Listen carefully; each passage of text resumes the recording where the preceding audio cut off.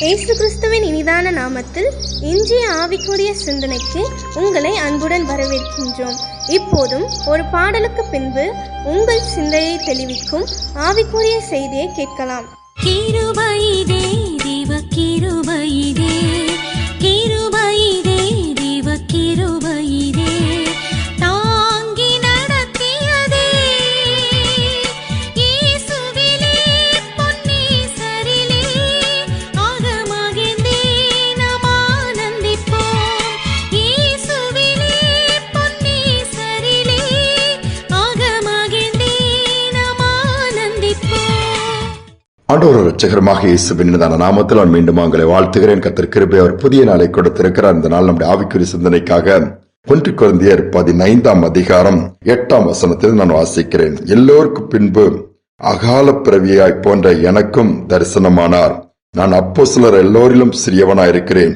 தேவனுடைய சபையை துன்பப்படுத்தினபடியினாலே நான் அப்போஸ்தலன் என்று பெயர் பெறுவதற்கும் பாத்திரன் அல்ல. இது யார் இது சொல்லுகிறார்? அப்போஸ்தலனாகிய பவுல் சொல்லுகிறார்.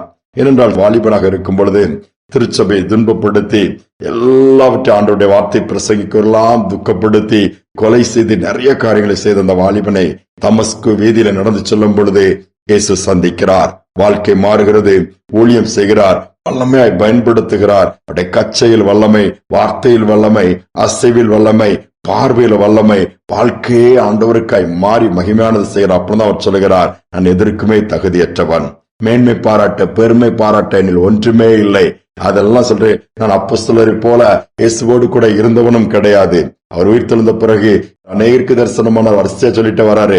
அடுத்த அகால பிறவியான எனக்கும் தரிசனமானாரு.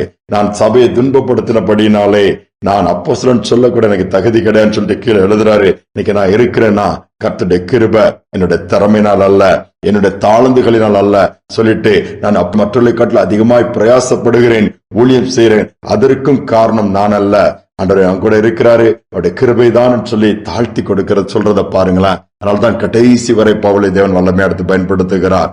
பலத்த காரியங்கள் அவர் மூலமாய் நடக்கிறது.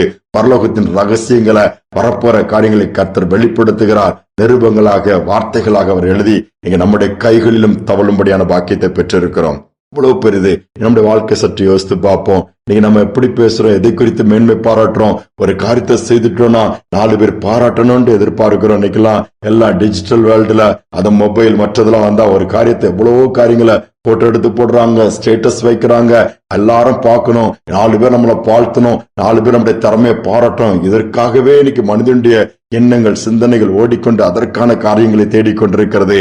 ஆனால் இந்த இடத்துல பார்க்கும் பொழுது அந்த அருமையான ஊழியக்காரர் நான் அல்ல, அவருடைய கிருபையே என்னோடு இருக்கிற தேவனுடைய கிருபையே அதை செய்கிறதுன்னு சொல்லுகிறார். நாம் சொல்ல முடியுமா? டிஎல் மூடி வல்லமையா தேவன் பயன்படுத்தின பாத்திரம். இப்ப எல்லா இடங்களும் அவருக்கு சரியாக இங்கிலீஷ் பேச வராது, நிறைய கிராமட்டிக்கல் மிஸ்டேக் வரும். அப்படிப்பட்டதாலும் அநேகர் குறை சொல்லுவாங்க. அவருடைய உருவத்திலும் அவர் ரொம்ப குள்ளமாக இருப்பார். ஆனா அதை பற்றி அவர் கவலைப்படலாம். தேவனுடைய வல்லமை பலத்த விதமா அவர் மூலம் வெளிப்பட்டு அசைவுகளை ஏற்படுத்தும். ஐரோப்பாவை ஒரு கையிலையும் அமெரிக்காவை இன்னொரு கையில வச்சு அசைத்தவர் என்று அவரை குறித்து சொல்லுவாங்க. ஒருத்தர் போய் கேட்டாராம், நீங்க எவ்வளவு ஆத்மாக்கள் நீங்க ஆதாயப்படுத்தி இருப்பீங்க? அவ்வளவு ஆத்மாக்கள் ஆதாயப்படுத்தினால இவர் பெருமையா பேசுவாரு. நான் எவ்வளவு மீட்டிங்ல எத்தனை பேரை கர்த்தர் பக்கம் திருப்பினேன், லட்சக்கணக்கான பேர் மனம் திரும்பி இருக்கிறாங்க, அற்புதங்கள். அதெல்லாம் சொல்லவில்லை. அவர் தாழ்த்தி சொன்னாராம், ஏன்ட்ட அந்த கணக்கு பாக்குற புக்கு இல்ல, எத்தனை பேர் என்னுடைய பிரசங்கத்தினால ஊழியத்தினால கர்த்தர் பக்கம் திரும்பப்பட்டு வாழ்க்கை மாறிச்சுங்கிறதெல்லாம் ஆண்டவர் சமூகத்துல ஒரு புத்தகம் இருக்கு, அங்க எழுதப்பட்டிருக்கோம். அவங்க பெயர்கள் எல்லாம் எனக்கு தெரியாது, அங்கதான் கேட்கணும்னு சொல்லி நான் சாதாரண ஊழியக்காரன், ஆண்டவர் சொன்னதை செய்துட்டு போறேன்னு தாழ்த்தி பேசினாராம். இதைதான் ஆண்டவர் எதிர்பார்க்கிறார். தாழ்மை உள்ளவர்களுக்கு கிருபை அளிக்கிறார். யோசித்து பாருங்களா, கடைசி மூச்சு வரை கர்த்தர் அந்த தாசனை பயன்படுத்தினதாக சரித்திரங்கள் சொல்லுகிறது. நாம எதை குறித்து பேசிக் கொண்டிருக்கிறோம்? அதை செய்தோம், இதை செய்தோம், அப்படி செய்தோம், நீங்களாம் அதை மாதிரி இல்லைன்னு சொல்லி கொண்டிருக்கிறோம்னா தேவனை துக்கப்படுத்துகிறோம், பெருமை பாராட்டுகிறோம். தேவன் நமக்கு எதிராக மாறிவிடுவார். வேண்டாம், தாழ்த்துவோம், விட்டு கொடுப்போம். மற்றவர்கள் இது பண்ணுவாங்க, அப்படி பண்ற, அதற்காக நம்ம உயர்த்தி காண்பிக்க வேண்டாம். காட் நோஸ், நம்முடைய இறுதி தாண்டவர் அறிந்திருக்கிறார். தாழ்த்தி ஒப்பு கொடுத்து பாருங்களா, கடைசி மூச்சு வரை தேவனுக்காய் பயன்படுத்தப்படுவோம், கனப்படுத்தப்படுவோம். கர்த்தருடைய கரம் கூட இருக்கும். சகலம் நன்மைக்கு எதுவாக தான் நடக்கும். ஜெபிப்போம். அன்பின் தகப்பனே, அருமையான இந்த வார்த்தைகளுக்கு நன்றி செலுத்துகிறோம்ப்பா. பரிசுத்த பவுலை நீங்க எடுத்து கடைசி வரை பயன்படுத்தினீங்க. அவ்வளவு வல்லமைகள் வெளிப்பட்டோம், அவ்வளவு கிருபைகள் கொடுத்து கிரியைகள் வெளிப்பட்டோம், தன்னை தாழ்த்துகிறதில் பார்க்கப்படுகிறதப்பா. அகால பிறவியான எனக்கும் தரிசனமானார். இன்னைக்கு நான் எல்லாவற்றும் பிரயாசப்படாலும் நான் அல்ல, அந்த தேவனுடைய கிருபை எனக்குள் இருக்கிற கிருபை என்று சொன்னது போல கிருபையால் தான் நாங்கள் இன்னைக்கு நிர்மலமாக இருக்கிறோம். எங்கள் கிரியைகளினால் அல்ல, எங்கள் திறமையினால் அல்ல, எங்கள் தாழ்ந்துகளினால் அல்லப்பா. எங்களை தொடர்ந்து தாழ்த்தி ஒப்புக் கொடுக்கிறோம். இந்த இடத்திலாவது பெருமை பாராட்டினோமானால், எந்த இடத்துல மகிமையை செலுத்த உமக்கு கொடுக்கக்கூடிய கனத்தை செலுத்த தவறினால் மன்னித்து விடுங்க. தொடர்ந்து நிலைத்திருக்க, தொடர்ந்து மனத்தாழ்மை நாங்கள் அணிந்து கொள்ள, மற்றவர்களை அற்பமா எண்ணாதபடி மேன்மையா என்ன எங்களுக்கு கிருபை பாராட்டுங்க. இதை கேட்டுக்கொண்டிருக்க ஒவ்வொருக்கும் அந்த கிருபை உண்டாகட்டும். துதியான மகிமை ஏற்றுக்கொள்ளும் இயேசுவின் நாமத்தில் பிதாவே, ஆமேன் ஆமேன். கர்த்தருடைய கிருபையினால் நாம் இருக்கிறோம். தாழ்த்து கற்றுக்கொள்ளுவோம், மற்றவர்களை மேன்மையாய் பார்ப்போம், ஆண்டவரை எப்பொழுதுமே உயர்த்துவோம், மகிமை அவருக்கு செலுத்துவோம். அவர் நம்மை கனப்படுத்துவார், கடைசி வரை பயன்படுத்துவார். சிந்தனையோடு இந்த நாளை தொடரலாம். மீண்டுமாய் நாளை தினம் சந்திப்போம். தாழ்மை உள்ளவரிடம் தங்கிடுதே கிருபை, தாழ்மை உள்ளவரிடம் தங்கிடுதே கிருபை,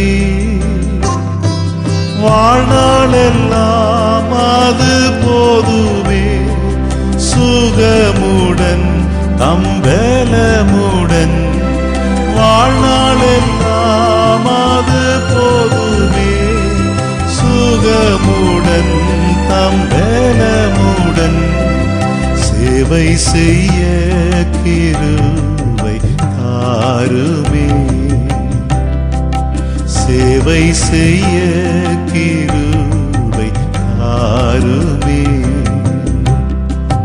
தம் கிருபை பெரிதல்லோ, எம் ஜீவனிலும் அதே, இம்மட்டும் காத்ததுவே, இன்னும் தேவை கிருபை தாருமே, இன்னும் தேவை